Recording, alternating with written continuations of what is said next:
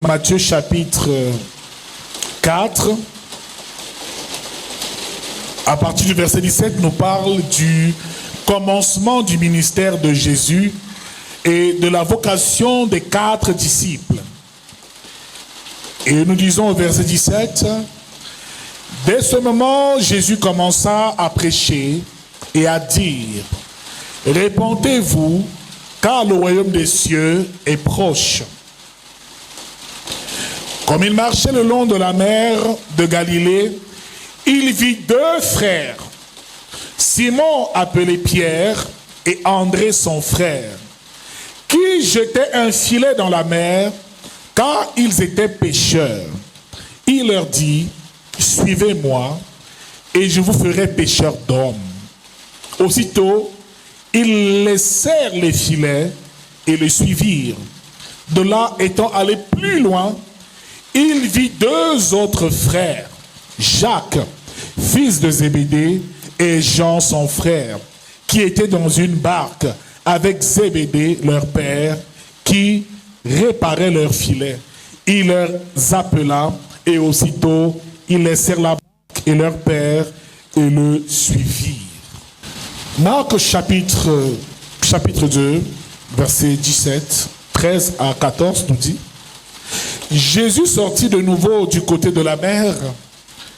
Toute la foule venait à lui et il les enseignait. En passant, il vit Lévi, fils d'Alphée, assis au bureau des péages. Il lui dit, « Suis-moi » et Lévi se leva et le suivit.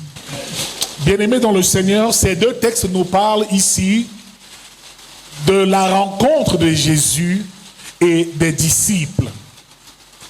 Après avoir été tenté au désert pendant 40 jours, Jésus a été rempli de la puissance du Saint-Esprit et a commencé à prêcher.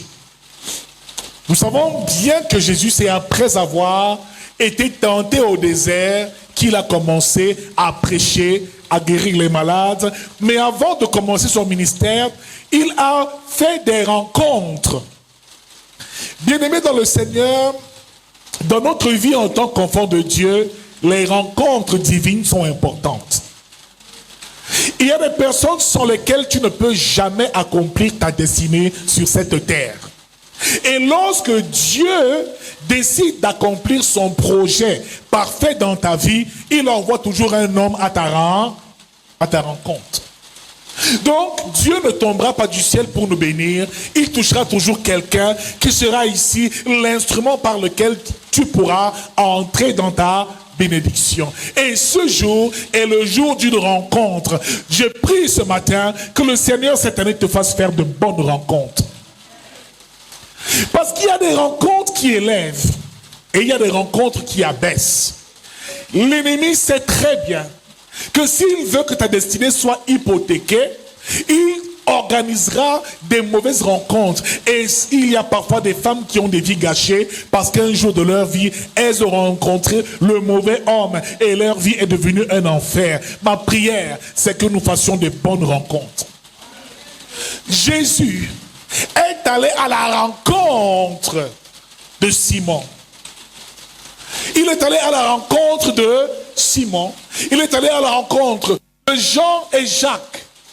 Il a d'abord rencontré Simon et André sur une barque parce qu'ils étaient des pêcheurs. Et par la suite, il rencontre Jean et Jacques, les fils de Zébédée, qui étaient en train de coudre leur filet parce que ces hommes étaient des pêcheurs, c'était des hommes occupés, ils géraient une entreprise de pêche. Bien-aimé, quand le Seigneur arrive dans la vie d'un homme, cela marque effectivement le début d'une nouvelle ère. Il n'y a pas de rencontre au hasard. Et quand Jésus vient, les choses doivent changer. Bien-aimé dans le Seigneur, ce jour, Jésus a appelé Jean et Jacques. Il a appelé Simon, Pierre et André, son frère. Et il leur a dit, laissez vos barques, je ferai de vous des pêcheurs d'hommes. Immédiatement, ils ont laissé leur filet et ils l'ont suivi. À une station de péage, il rencontre Lévi, Matthieu, qui lui était collecteur d'impôts. Il lui dit, viens et suis-moi. Matthieu immédiatement se lève et le suit. Bien-aimé dans le Seigneur, c'était le jour même où la vie de ces hommes devait être transformée. Bien-aimé, c'est assez étrange. Comment peux-tu rencontrer quelqu'un et il te dit de laisser tes filets, de laisser ton travail, de quitter ton poste, ce qui te permet de nourrir ta famille et de le suivre? C'est bizarre, mais ces hommes ont suivi Jésus. Qui est capable de te rencontrer un jour dans ton lieu de service et de dire, abandonne ton poste et suis-moi, et tu te lèves immédiatement? Qu'est-ce qui s'est passé? Qu'est-ce qu'il a bien pu leur dire? Il n'a rien dit d'autre que suivez-moi, je ferai de vous des pêcheurs d'hommes. Donc il n'a pas dit suivez-moi, je vous donnerai de l'argent. Il n'a pas dit suivez-moi, je vais transformer vos vies. Il dit suivez-moi, je ferai de vous des pêcheurs d'hommes. Cela veut dire, je vais faire de vous des gagneurs d'âmes. Je veux faire de vous des disciples. Je veux faire de vous des personnes qui vont sauver les nations. Frère, il les a sauvés pour sauver. Il les a appelés pour les envoyer en mission. Frère, voilà ce que Jésus a fait. Mais ces hommes n'ont pas résisté. Qu'est-ce qui s'est réellement passé? Que Pierre, qui était âgé et qui avait lui aussi une famille, une femme, des enfants, qui certainement l'attendaient à la maison parce que papa devait rentrer avec du poisson et de l'argent pour pourvoir à leurs besoins. Ce jour, Pierre n'est pas rentré chez lui. Ce jour, André aussi a peut-être abandonné sa femme et sa famille et n'est pas rentré chez lui. Il a simplement suivi Jésus. Frère, ils ont perdu quelque chose. Ils ont perdu leur ancienne vie pour entrer et accéder à une vie nouvelle. Frère, ce récit est très profond. Cela nous parle de l'appel du disciple, de la première étape par laquelle le disciple doit passer, de l'étape qu'on appelle la rencontre avec le maître. Bien aimé, quand le disciple est prêt, le maître vient à lui. Quand le temps pour servir arrive, le maître se révèle à toi. Frère, ici il faut constater une chose. Ce ne sont pas les disciples qui sont allés vers Jésus, mais c'est Jésus qui est allé vers les disciples. Mais nous voulons aller à Dieu par nos jeûnes, par nos prières, par nos louanges, par nos prières, par nos prédications. Je ne sais pas, mais la Bible nous dit ici que le jour de cette rencontre-là, c'est Jésus qui est venu vers les disciples. Alléluia. Alors demande à ton voisin, est-ce que Jésus est déjà venu te rencontrer? Cela veut dire qu'en ce qui concerne l'appel du disciple, Dieu se révèle à lui. Comme il a fait avec Abraham. Dans Genèse chapitre 12, il se révèle à Abraham, il dit, quitte la maison de ton père, de ta mère, et va dans le pays que je te montrerai. Abraham s'est levé sans réfléchir et a suivi l'instruction de l'Éternel.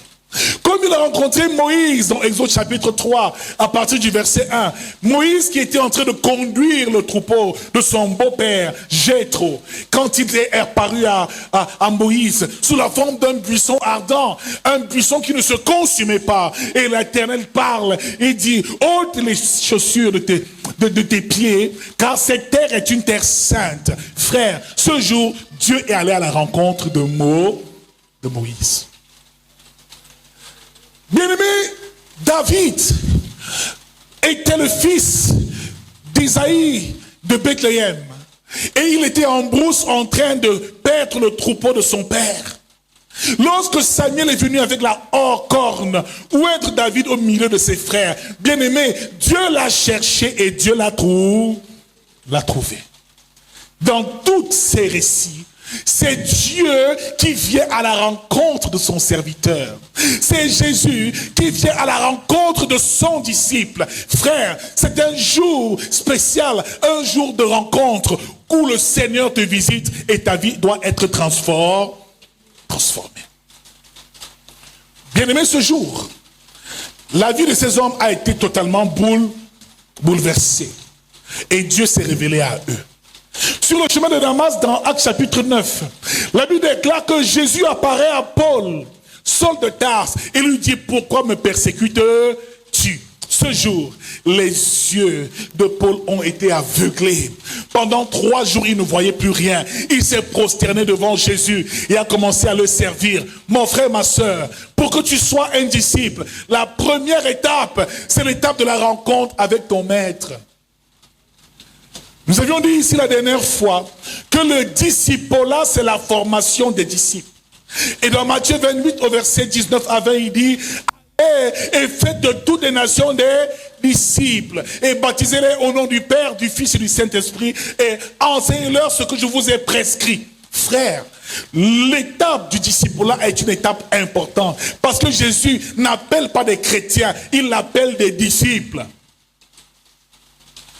Nous avons dit qu'il y a une différence entre un croyant, celui qui a cru en Jésus-Christ, et un disciple.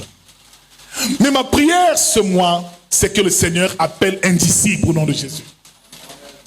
Bien aimé, nous avons dit que le croyant, le chrétien, est celui qui a reçu Jésus-Christ dans sa vie, qu'il a accepté comme Seigneur et comme Sauveur. Alléluia. Cela veut dire que le croyant est d'abord sauvé par la grâce, c'est une réalité. Mais le disciple, en plus d'être sauvé, considère Jésus non comme son sauveur et son Seigneur, le considère en plus de cela comme son maître. Bien-aimé, le maître est celui qui te donne l'instruction et le disciple est celui qui marche sur les pas de son maître. En grec, mathetes veut dire disciple, veut dire enseignant, veut dire celui qui reçoit l'instruction. Ce qui veut dire simplement que le Seigneur a besoin que nous soyons des disciples, pas des simples chrétiens du dimanche. Parce que le disciple est celui qui doit conquérir le monde et gagner les nations. Dis à ton voisin: sois un disciple. On ne force pas un disciple à venir à l'église. Pardon ma sœur, ça fait longtemps, on ne t'a pas vu. Depuis, tu es où depuis? Oh maman, j'avais trop de problèmes. Je serai là le mois prochain. Tu es sûr que tu es disciple? Un disciple reste assis au pied de son maître.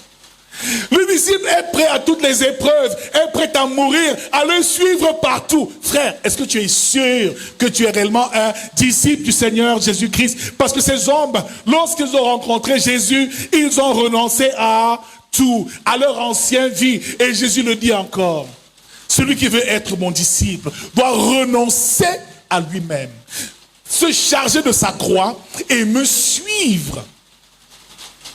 Cela veut dire que dès qu'on devient enfant de Dieu ou disciple du Seigneur Jésus-Christ, on doit perdre quelque chose. Mais certains sont à l'église depuis 20 ans et sont chrétiens, mais n'ont jamais rien perdu. Perdre ta vie pour Christ. Perdre ton confort pour Christ. Parce que la vie que ces hommes devaient mener n'allait pas être facile.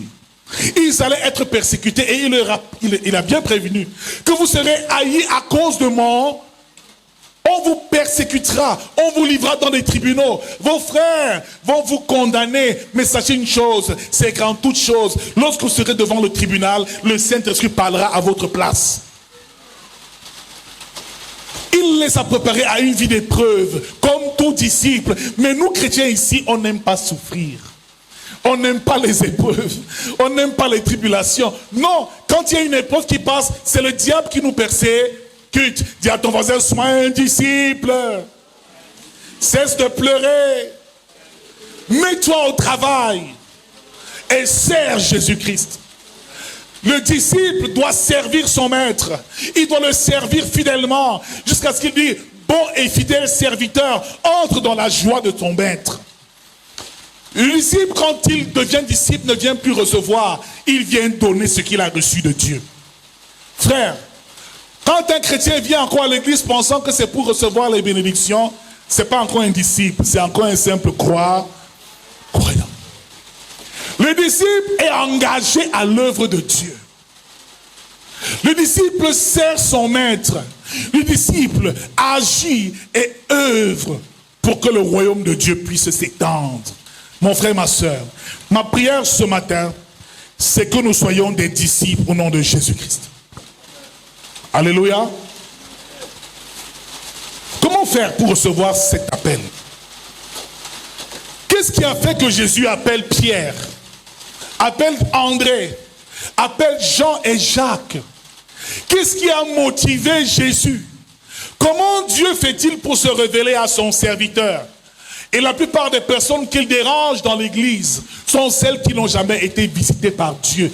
D'une manière ou d'une autre, Dieu doit te rencontrer par une vision, par un songe, par une parole, par un message, par une conviction intérieure. La rencontre avec Jésus doit se faire pour que tu reçoives ton ordre de mission. Mais quand tu es à l'église et tu ne sais pas ce que tu es venu faire, tu vas déranger les gens avec le Congo-ça à l'église. Tu seras là en train de regarder la chaussure de maman pasteur, de regarder la coiffure du pasteur, de faire les commentaires sur les frères et sœurs qui sont là. Les gens qui n'ont jamais rencontré Jésus nous dérangent dans l'église. C'est des gens qui nous fatiguent avec les petits problèmes de rien du tout. Oui, il m'a mal parlé, je vais partir, quitter l'église. Oh, les gens sont comme ça ici. Frère, je ne suis pas là pour quelqu'un, je suis là pour Jésus. C'est pas ton église, c'est l'église de Jésus. C'est pas toi qui me feras partir de ce lieu. Je partirai si Jésus me dit de partir. Non. Toi, tu veux quitter l'église et tu veux que je te suive. Pourquoi? Moi, je suis là pour Jésus. Je suis un missionnaire. Jésus m'utilise. Et je sais ce que je suis venu faire ici. Frère, dans nos églises, il y a souvent tellement d'aventuriers. La sœur est assise, elle regarde les coiffures. Les coiffures de toutes les... Elle n'est pas là pour le culte. Les coiffures. Je veux voir quelle chaussure la mère là va mettre au... Dis à ton voisin, cesse de nous fatiguer, sois un disciple. Cesse de nous épuiser, sois un disciple. Alléluia.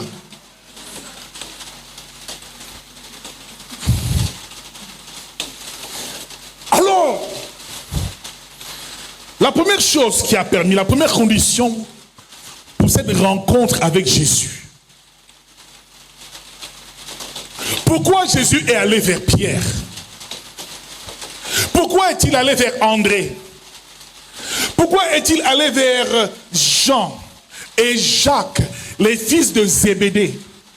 Et vous savez très bien que Zébédée est le mari de Marthe, la sœur de Marie. C'était donc ses cousins vers qui il allait. Frère, pourquoi c'est vers eux qu'il est allé? Pourquoi il a vu Matthieu et il lui a dit, suis-moi? Qu'est-ce qui fait à ce que le Seigneur te qualifie?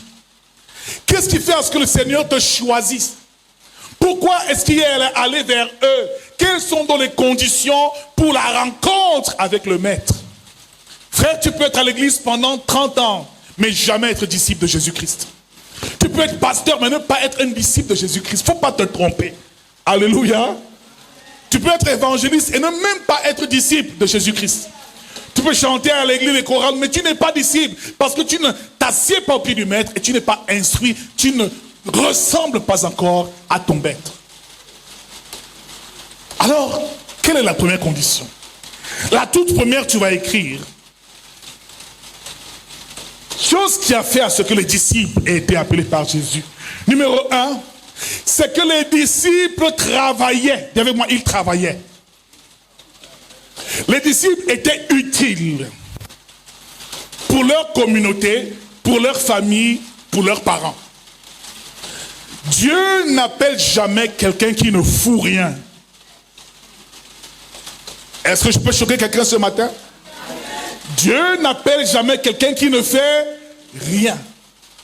Quelqu'un qui est inutile et qui n'a pas le souci des autres. Il appelle toujours ceux qui sont au service d'une manière ou d'une autre, de leur famille, de leur communauté et de leur église. Le jour où le Seigneur t'appelle particulièrement à être disciple, il viendra parce qu'il te trouvera en train de travailler. Pierre était un pêcheur de poissons. Il gérait une entreprise. Cela veut dire qu'il peut aussi pêcher les hommes. Alléluia. Donc, le travail qu'il faisait, le sérieux avec lequel il travaillait, il va simplement le déporter dans l'œuvre de Dieu. Moïse, dans Exode chapitre 3, était au mont Horeb et faisait paître le troupeau de son beau-père Jéthro. Moïse était berger. Et c'est là où Dieu le visite. Il était en train de travailler, mais toi tu es à l'église, tu ne fais jamais rien. Viens sur le sol, tu n'es jamais là. Alors évangéliser, tu n'es jamais là. Même à la maison, on te dit, viens fais le marché. Tu ne veux même pas préparer. Mais tu veux que Dieu t'appelle comment? Frère, il faut travailler pour le bien de sa communauté, pour être rencontré par Jésus. Frère, on pense que c'est des choses trop spirituelles, mais c'est dans les petites choses du quotidien que le Seigneur voit ta fidélité et te touche et vient te rencontrer. Dans les petites tâches de rien du tout. David était berger aussi. Hein? Alléluia. David, lui aussi, c'était un berger. Et ce jour, quand Samuel est venu oindre David, il a commencé à douter. Il dit, Seigneur, non. Mais ce garçon-ci, le petit enfant-ci, c'est lui le roi d'Israël. Qu'est-ce que David faisait? Il était en train d'encadrer encore le troupeau de son père. Il était en brousse. C'est là où la grâce l'a visité. Frère, c'est pendant que tu travailles pour l'avancement de l'œuvre de Dieu que la rencontre va se faire. C'est pendant que tu es utile pour ta communauté que Jésus te rencontre. Dieu ne visite jamais ceux qui ne font rien et qui sont inutiles. Si tu fais des visitations divines, mets-toi au service de Dieu et la rencontre va se faire. La révélation, tu l'auras au nom de Jésus. Tout ton voisin, dis-lui, mets-toi au travail. Dis-le à ton voisin, mets-toi au travail. Cesse de croiser les bras, tu regardes les autres comme si c'était je ne sais pas trop quoi. Ah, moi j'ai pas de temps, l'église ici. Non! Et tu veux la révélation de Christ. Tu veux que Dieu te parle. Tu veux que Jésus te rencontre. Mets-toi au... Même si tu n'as pas de rôle fort à l'église, fais quelque chose. Dans la maison de ton Père, sois utile et Dieu va te visiter. Alléluia. Ça me surprend tellement, hein. Ah, maman, je cherche du travail depuis des années, je dépose des dossiers partout. Mais à la maison, elle ne fait absolument rien. Même laver les assiettes, la sœur même ne fait pas son lit avant de sortir. Et c'est elle qui cherche du travail. Amen. Le frère n'arrive pas à puiser de l'eau chaque matin pour que sa famille puisse utiliser de l'eau. Il est toujours fâché. Ah, vous m'énervez. Oh, moi, je ne veux pas puiser l'eau. Mais il veut le travail. Dieu ne peut pas te bénir avec un travail si dans ton environnement tu es inutile. Dis à ton voisin, sois utile à quelque chose. Fais quelque chose. Alléluia. Amen. Voilà comment la première chose qui a permis à ce que le Jésus rencontre ses disciples.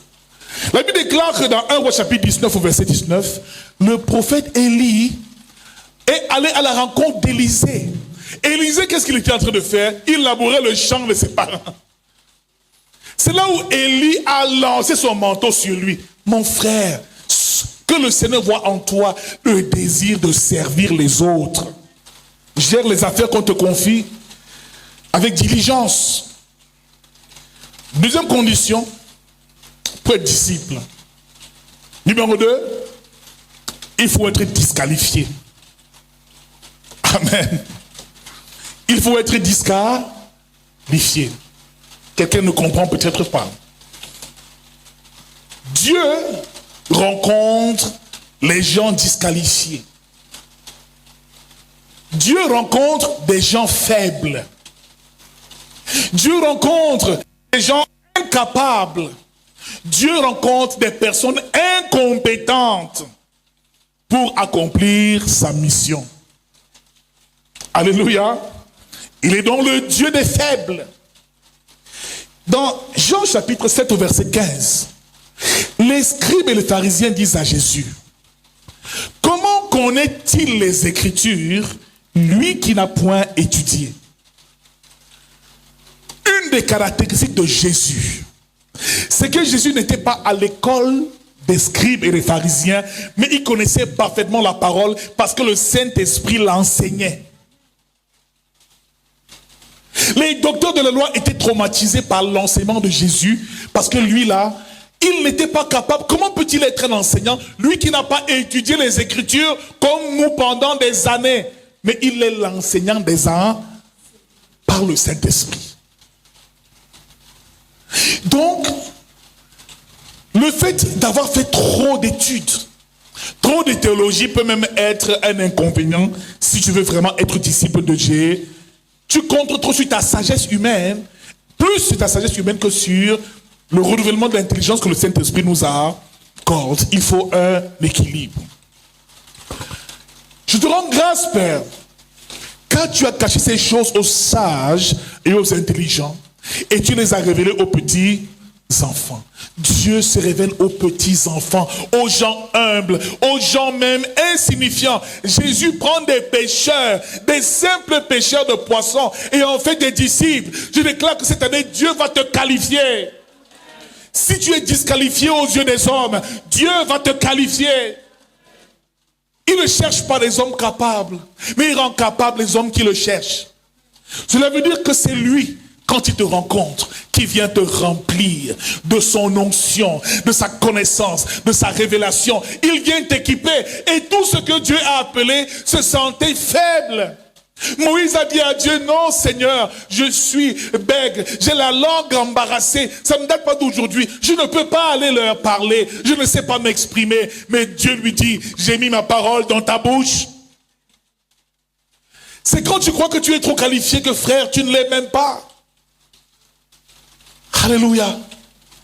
Dès l'instant où tu deviens orgueilleux, oh, j'ai trop de révélations, Dieu me parle trop que peut-être ça devient un problème.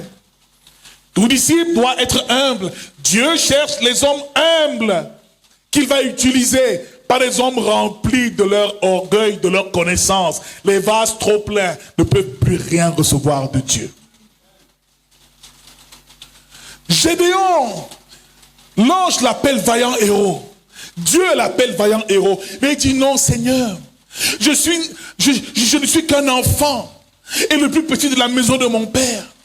Et je suis de la famille la plus pauvre en Manassé. Mais qui suis-je? Dieu lui dit, vas-y, va sauver Israël, va combattre les Madianites. Gédéon n'était qu'un enfant, un pauvre, mais Dieu l'a équipé. Je prophétise ce matin, quel que soit ton statut, ta faiblesse, Dieu va te prendre, va te transformer et fera de toi une solution pour cette génération. Ne te néglige pas. Dieu est le Dieu des faibles. Des personnes qui n'ont rien, de celles qui ne comptent sur rien, parce qu'il prend les choses folles de ce monde pour confondre les sages. Alléluia. Les choses de ce monde pour confondre les sages. Les choses faibles pour confondre les fortes. Et il jette son dévolu sur des personnes insignifiantes. Frère, pour que Jésus te rencontre, il doit ressentir en toi une faiblesse. Il doit ressentir que tu es limité. Bien-aimé, ta limite n'est pas un obstacle. Ta limite va te qualifier au nom de Jésus. Il y a beaucoup ici. J'ai dit, ma fille, viens, c'est toi qui as fait l'enseignement vendredi. Ah, papa, je ne sais même pas comment je vais parler. Oui, viens. Pendant que tu vas venir, Dieu va t'équiper. Parce que c'est quand l'homme est limité que Dieu peut agir. Oh, ton amen me dérange ce matin. Ton amen me dérange ce matin. Ne crois pas que tu n'as rien en toi. Le lion qui sommeille en toi, le roi qui est en toi est endormi. Mais ce matin que le Seigneur le réveille au nom de Jésus. Ces hommes étaient des pécheurs. Ils pensaient que leur vie se limitait à ça. Mais Jésus a vu en eux des gagneurs d'âmes. Des disciples qui vont gagner des nations. Et c'est ce qu'ils ont fait. Ils ont gagné des nations après la mort de Jésus. Pierre a fait un travail d'évangélisation incroyable. André, tous ces hommes étaient des héros endormis. Mon frère, ma soeur, quand Jésus te rencontre, il fait de toi un héros.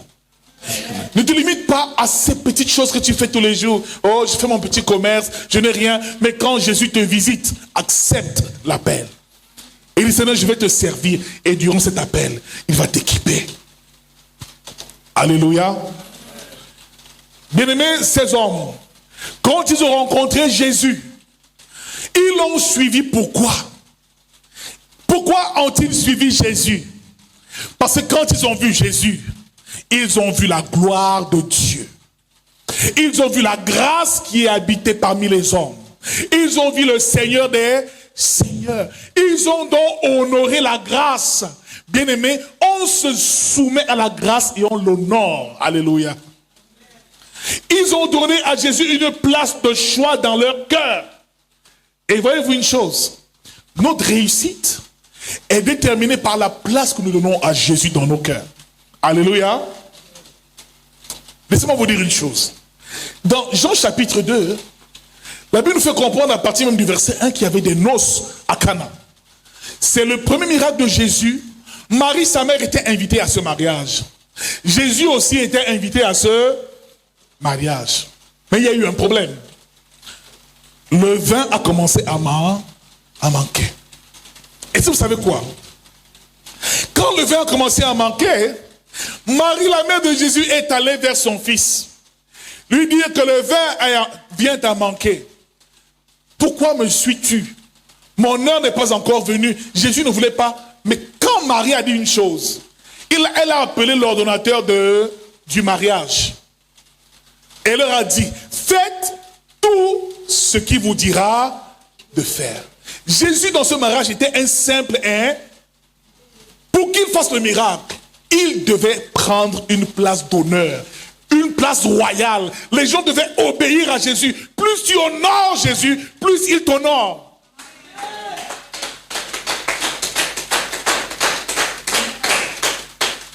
C'est ce qu'on appelle la loi de l'honneur. C'est la première loi spirituelle que tout disciple doit connaître. Il doit apprendre à honorer Dieu. Frère, quand Dieu dit va, tu te lèves et tu vas. Quand Jésus dit lève-toi, tu te lèves et tu vas. C'est la loi de l'honneur. Ils ont honoré Jésus à cette noce comme Seigneur. Parce qu'il n'y a que le Seigneur pour te dire de te lever et de partir. Moi, qui va me dire de sortir de moi, de quitter mon poste? Qui peut me dire ça? Quitte ton poste, viens, suis-moi, je le suis. Non, ça doit être quelqu'un qui a une certaine élévation, une certaine autorité sur ma vie et sur moi-même. Donc l'acte de Pierre, de Jean, de Jacques, l'acte de ces hommes, c'était simplement un acte de révérence, de soumission, un acte d'honneur. Pour dire, Seigneur, je te reconnais comme mon unique Seigneur personnel. Je renonce à moi-même pour te suivre. Je renonce à ma vie pour te suivre. Ma volonté, je la mets de côté pour prendre ta volonté et me soumettre à tes désirs. C'est ce que ces hommes ont fait, mon frère.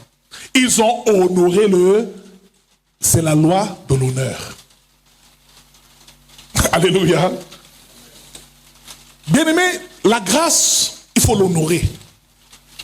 Et plusieurs personnes dans la Bible ont reçu le miracle du Seigneur parce qu'ils l'ont honoré. Marie, souvenez-vous, c'est Marie qui est venue verser du parfum de nard sur les pieds de Jésus. Elle l'a honoré et Jésus l'a béni. Souvenez-vous du centenaire romain qui a dit au Seigneur, dis seulement une parole et mon serviteur sera guéri.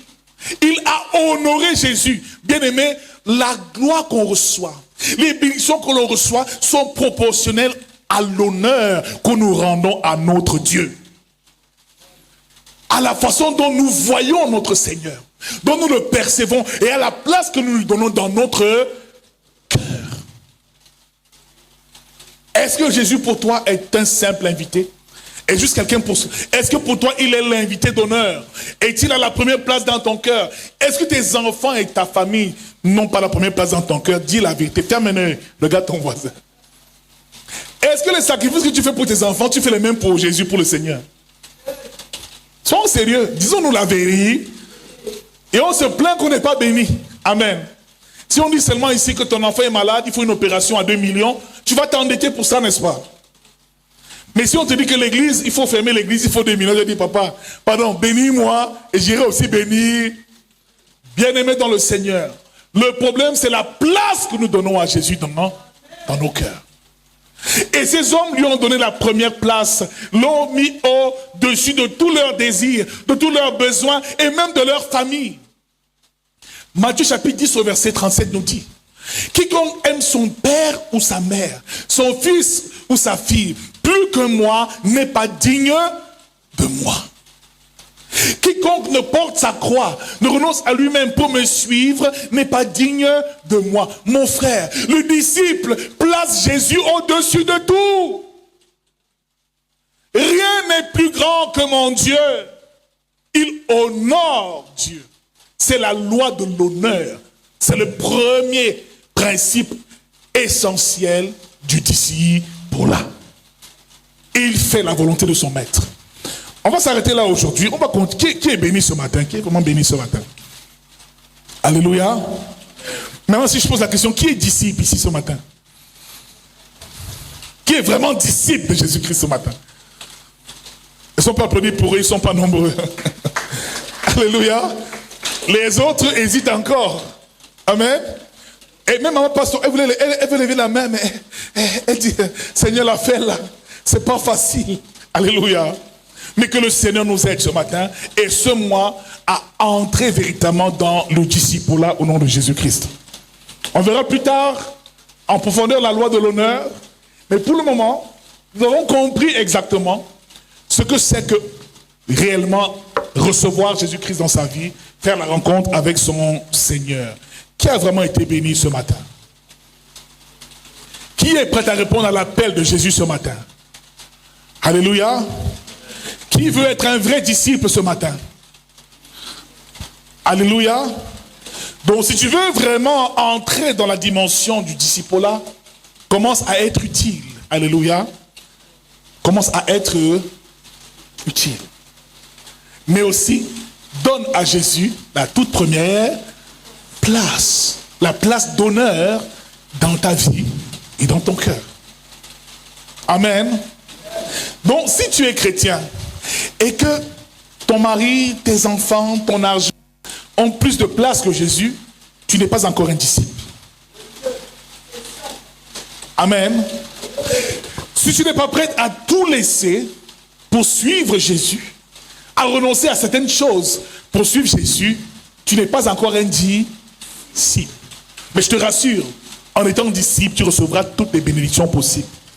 La provision pour ta mission. Alléluia. Donc ce mois-ci, soyons des faiseurs de disciples au nom de Jésus. Parlons du Seigneur aux autres et gagnons les âmes pour la gloire de Jésus. Tu vas dire Amen maintenant, n'est-ce pas? Mais un disciple, après avoir écouté un tel message, il va méditer le message et il va le partager aux autres. Amen. Il y a des chrétiens ici qui malheureusement, après le message, ne vont pas ouvrir le message, le méditer, prier et tout ça. Ne lisent même pas la Bible. Que nous dit la Bible?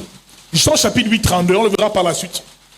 Que c'est ceux qui demeurent dans ma parole qui sont mes disciples. Et vous connaîtrez la vérité vous affranchira.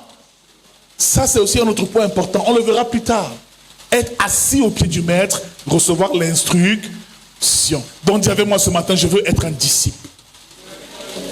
Je cesse les enfantillages avec Jésus. Je veux être un disciple. Payer le prix dans le royaume de Dieu afin de recevoir ma couronne. Prier pour ma famille, le salut de ma famille, la croissance de l'Église et l'avancement du royaume de Dieu.